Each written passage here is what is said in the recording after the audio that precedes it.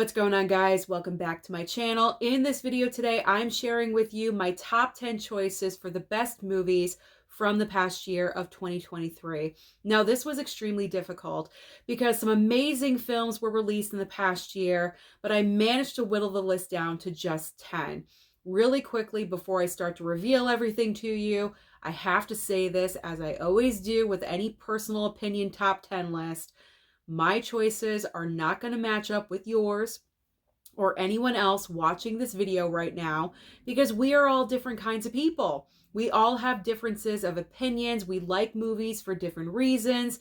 So if my choices do not match up with yours, it's okay. It's all right. We can still be friends at the end of the day. So let's jump right on in to number 10.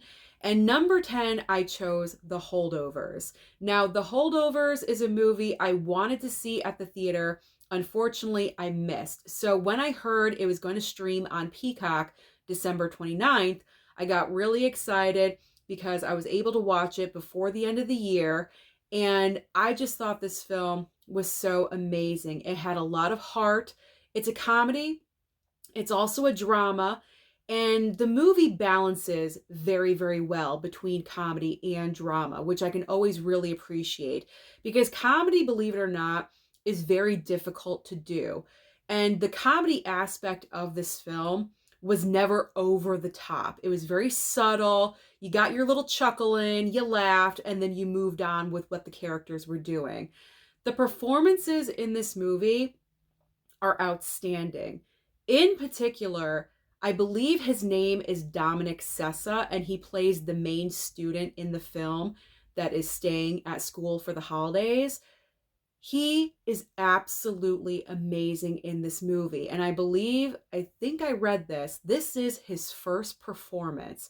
And if that is correct, this actor has an amazing career in front of him because he really brought a wide range of emotions to the movie. And I thought his performance was fantastic. Paul Giamatti, of course, delivers as always, but I feel like this movie in particular really, really is one of the best performances he's done in a while. And overall, Alexander Payne did a phenomenal job with the film. So I was late to the party with this one. That's why it's at number 10. But I knew once I saw the movie, once it was done, I knew it had to be in the top 10 of the year. Plus, it's another Christmas movie, and we need more Christmas films for our movie collections. At least I think so. So The Holdovers, definitely enjoyed it. I wanted to pick it up during my Blu-ray hunting trip today, but no Blu-rays were available of The Holdovers, so I'm going to have to order it online. All right, so let's move on to number 9. I have my list next to me, so I have to look over. Number 9 is Extraction 2. Are you surprised by this? Well, you know what? If you saw this movie on Netflix, you shouldn't be surprised because Extraction 2 was just non-stop action. Amazing good time. And Chris Hemsworth is absolutely perfect casting for this franchise. I hope they do more movies. They only have 2 right now. Hopefully they do more. I know Chris Hemsworth is dealing with personal issues and everything, but I'm really hoping he comes back because these movies are great. Because if you like John Wick films, they're kind of along the line of John Wick, but they're a little bit different. But mainly I'm talking about the action aspect of these movies. That's why they're similar to John Wick, because I feel like with Extraction 2, they kind of up the ante as far as the action, because the first film definitely delivered with action. It was satisfying, but with Extraction 2, they just kicked it up a notch. And it was non-stop from beginning to end. And that's what I absolutely loved about it. And I have a few more action films on my list. You're going to notice a reoccurring theme. They all have non-stop action in these movies because if you're going to do an action film, give us the action. That's what I want to see. But the main reason why the Extraction films are so good is because the director of these movies, Sam Hargrove, I believe that's what his name is, he was a lead stunt choreographer for the Avengers movie. So he's a stuntman, he's a choreographer, he knows what he's doing, he's experienced. And so for him to take the reins of these films and be the director and coordinate everything, that's why they're so fantastic. And that's why they're so good. So that's the reason why Extraction 2 made my top 10. I highly recommend, if you have not seen the movie yet, you gotta see it. It's pretty gosh darn good. All right, so let's move on to number 8. We are completely switching gears. You know me, I love my Martin Scorsese, so Killers of the Flower Moon had to make my top 10 at number 8. Now, the reason why Killers is not a little bit higher on my list, and I'm sure a lot of you are a little bit surprised it's not in my top 5, but the reason why it's at number 8 is because it's not the most rewatchable movie, and also the runtime. The running time for this film is 3.5 hours. You really have to make time for this movie, especially if you went to see it at the theater. We're talking like 4.5 hour investment of time just to see a movie. So because of that, I can't really put the film in the top 5 because, like I said, it's not the most rewatchable film. The topic is extremely serious. It's not one of those like, yay, good time movies you can just pop in and enjoy. It's not Goodfellas, you know, it's not like that. It's extreme. I mean, Goodfellas is serious too, but there's a certain playfulness, I guess you could have with certain points with Goodfellas as far as Martin Scorsese movies. But Killers of the Flower Moon is based off of true events that actually happened to strike that, reverse it, to this Indian community. There we go. Unfortunately, this all happened in real life. It's a tragic tale and story, and you got to be in a certain mindset to watch this movie. All right, let's move on from there. So that's the main reason why it's at number 8. However, on the positive side, performances in this film are great, but I expected nothing less. I mean, you have Leo, you have Robert De Niro, and I think Robert De Niro is my favorite performance in the entire film. I was saying it was Lily Gladstone for a while, but the more I thought about it after seeing the movie, it was Robert De Niro's performance that I thought really was the shining light in the entire film. And that's because he's the villain of the story. And I think this is his best performance that he's given. And that's saying a lot because De Niro pretty much always delivers. But I feel like in this role, this was the best performance he's given in the past couple of years. I really, really enjoyed it. And, you know, I am looking forward to watching it again. I want to pick it up on physical. I wish it would get a physical media release. It has not yet because I don't have Apple TV Plus. That's where it's going to land for streaming because it was released from Apple TV. So I don't have Apple TV Plus, so I can't stream it. I have to wait for physical media. But overall, I enjoy movies that are biopics or true stories. And this was very educational because I had no idea about this event in history at all whatsoever. So I appreciate Martin Scorsese for delivering this movie to us and, you know, giving us some knowledge because knowledge is important, and it's always important to remember events like this. What am I talking about? Let's move on. I don't know. I go on tangents. You guys know this. Okay. Spot number 7. Spot number 7 is another action film. It is John Wick Chapter 4. John Wick Chapter 4 delivered pretty much on all levels that we wanted, that we expected. It's simple. It's Keanu Reeves kicking ass for 2 hours and 45 minutes. That is what we want. That is what we expect. And that is what we got. But it also went beyond that because we got more than that with Chapter 4. I think everyone can agree that Chapter 3 was kind of like so-so. Definitely at the bottom. If I had to rank all 4 movies, I would put Chapter 3 at the bottom. So I was hoping that Chapter 4 would kind of redeem itself and be better than Chapter 3, and thank goodness it was. I mean, there's amazing cinematography in this movie. from the background, the buildings, the colors that they used, everything that they incorporated. I just loved it. So the entire look of the movie just was outstanding, I thought, in my opinion. And then you have an amazing villain with, what's his name? Bill Skarsgård. I mess up the Skarsgård brothers all the time, but I think it's Bill Skarsgård.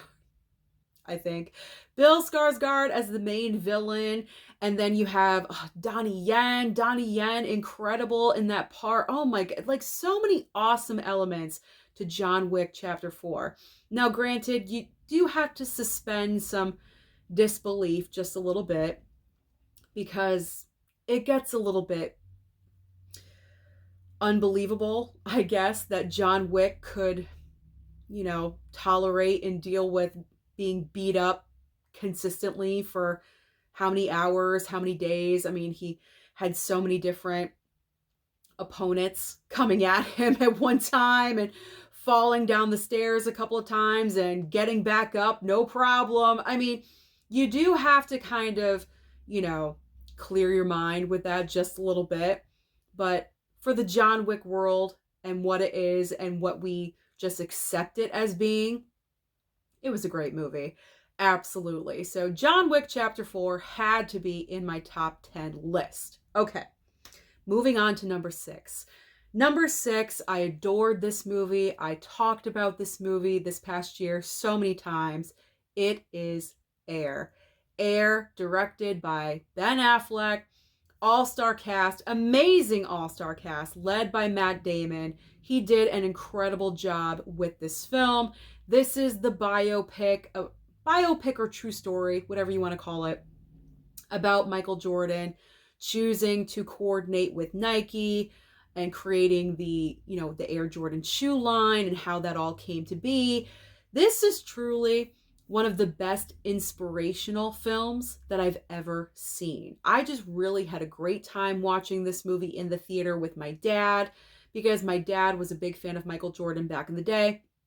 And so he was curious about this movie. So we went to go and see it together. It was a great bonding day for us. So that was a great memory I have from the past year. And on top of everything else that I said about Air, it has an amazing soundtrack because this took place in the 80s. I grew up in the 80s. I'm an 80 baby. And let's be honest, the 80s had the best music. It really, really did. And the soundtrack of this film is so great. So anytime I watch this movie, my mind kind of just goes back in time to the 80s just a little bit. And I have all those memories come back to me. But this is a great true story brought to life for the silver screen. Ben Affleck did another amazing job with directing. He just really knows how to direct extremely well, and he knows how to work with actors to get great performances. So I'm looking forward to seeing what movie Ben Affleck is going to direct next. I'm kind of preferring him as a director over an actor at this point. I would love to see him just focus on directing because I feel like he delivers amazing movies. All right, so now we're getting into the top 5. In 5th place is another action film. This was the year of great action movies. What can I say?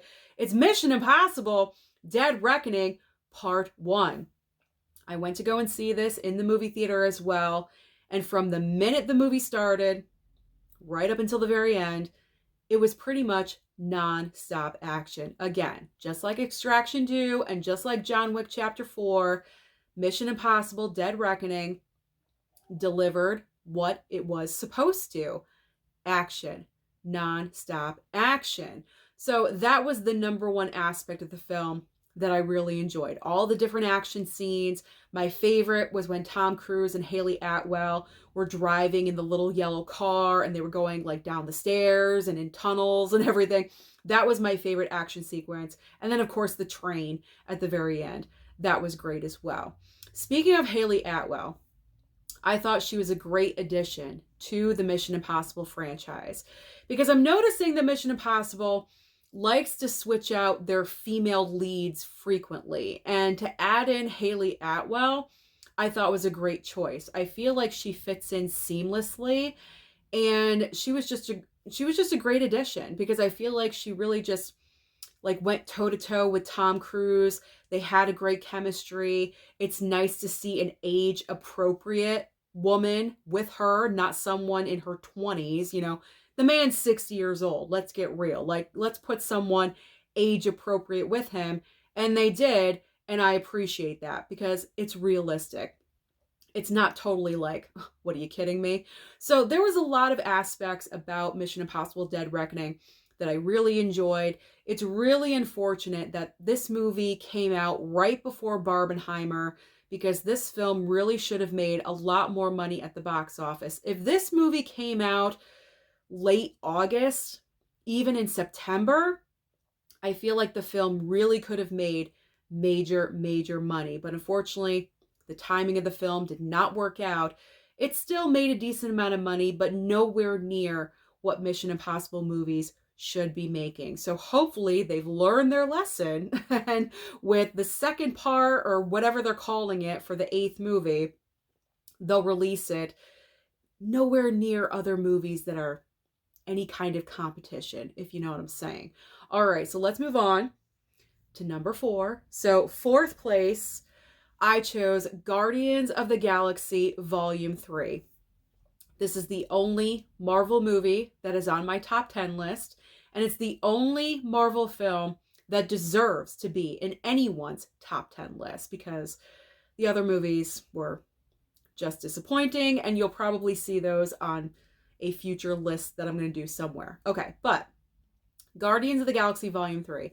The reason why it's on my top 10 and why it's so high on my top 10 is because this is the only movie from the entire year that I cried in the theater.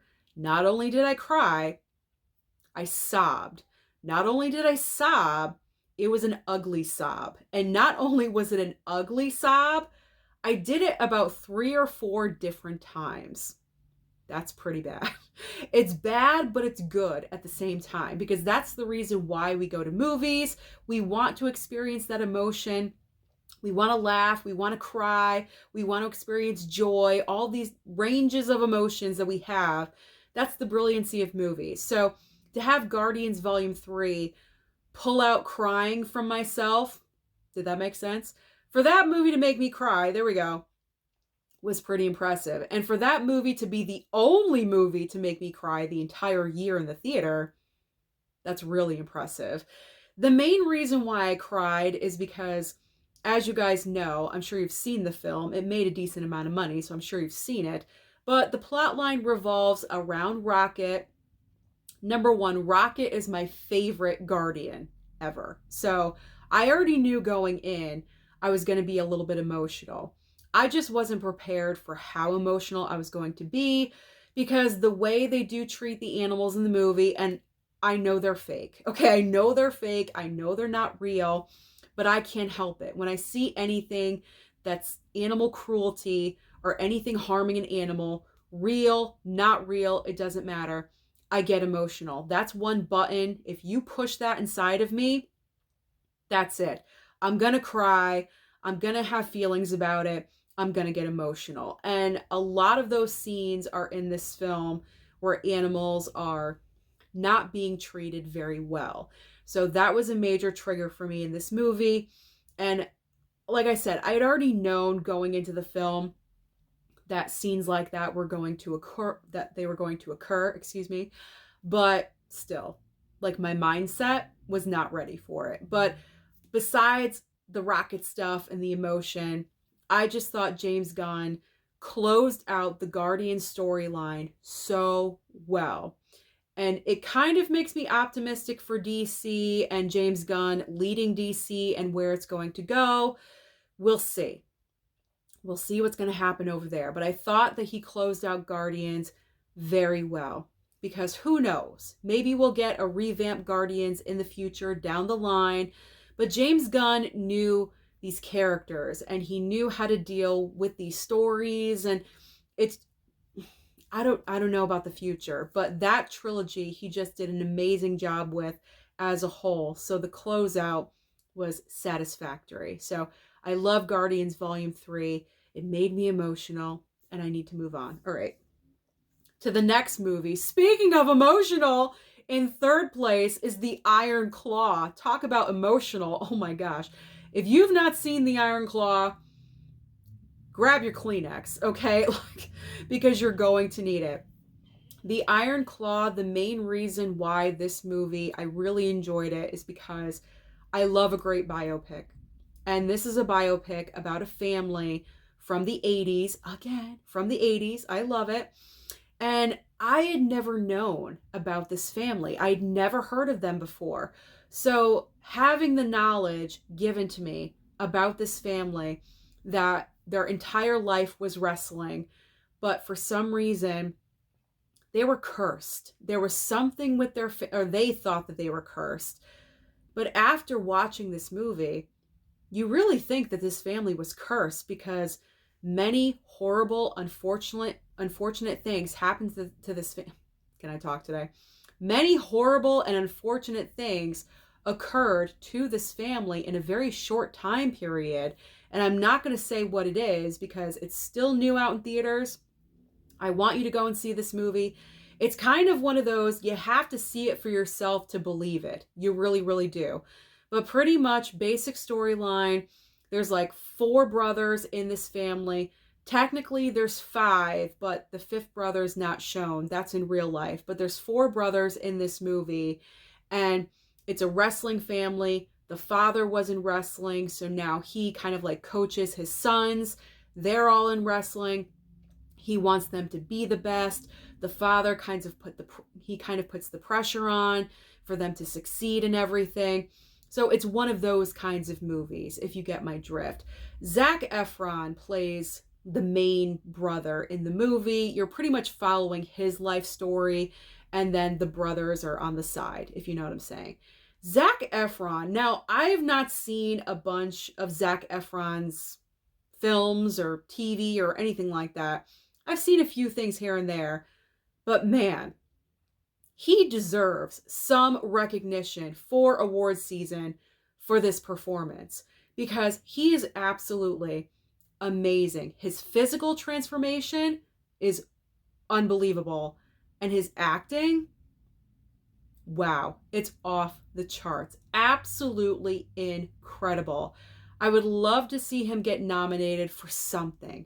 SAG, Oscar, anything. I would love to see him get at least some recognition. I would love the movie to get some recognition, because it absolutely deserves it. So if you're looking for a very educational biopic, this is for you, because this story is unbelievable and also amazing at the same time. And like I said, it is emotional, so you may want to bring your Kleenex if you have some. Just, tuck it in your sleeve and you'll be all right. All right, let's move on to the runner-up, to second place. Second place is Oppenheimer.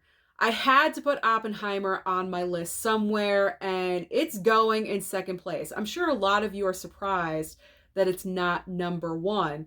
What is my number 1?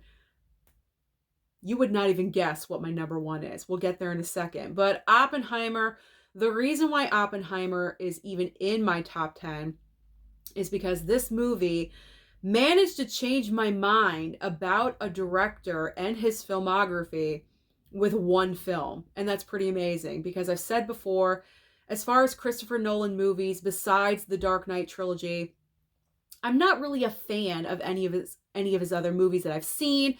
I still have to watch a lot of his movies, but from what I've seen, I wasn't the biggest fan of his films. And then with Oppenheimer, here you put out a 3-hour historical biopic with physics, and here I am sitting in the theater absolutely engrossed with what is in front of me, what's happening, the characters, Robert Downey Jr.'s performance. I mean, everything happening in that movie, and I did not feel the 3-hour runtime.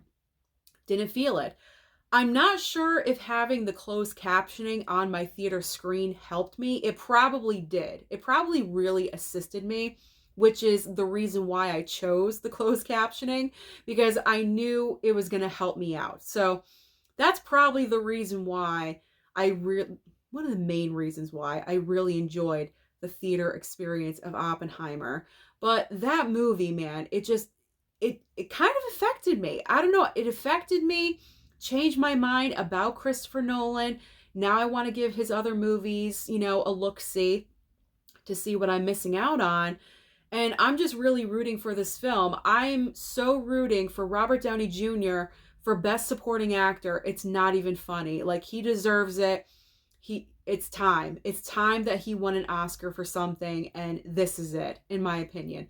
This is it. And I'm also rooting for Christopher Nolan for Best Director, for Best Picture. I think it deserves it because this movie was just so amazing. And it's also pretty amazing that this movie made almost $1 billion. I think it made about $950 million.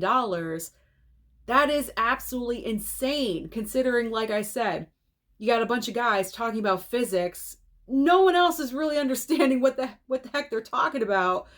But people went to go and see this movie because the hype of Barbenheimer was so real this past summer. So Oppenheimer, definitely without a doubt, had to go on the top 10 list. So it landed in the runner-up place at number 2. So now let's talk about my best movie, my choice for the best film from the past year. You guys are going to be shocked. I guarantee none of you would have guessed my number 1 choice. But this movie pretty much delivered everything that I want to see in a film. It is different. The acting performances are amazing, and it is beautiful to look at. And that is Poor Things. Poor Things. I know. I can hear you gasping right now. Poor Things, surprisingly enough, is my number 1 favorite film from last year. Yorgos Lanthimos, I don't know what it is. I have to explore his other work because so far from what I've seen with Poor Things and also with The Favorite, I've enjoyed both of them. So now I feel like this is a director I need to watch other pieces of his filmography because Poor Things, I didn't know what I was getting into when I was going into the theater to see this movie. I had heard certain things, either you were going to love it or you were going to hate it.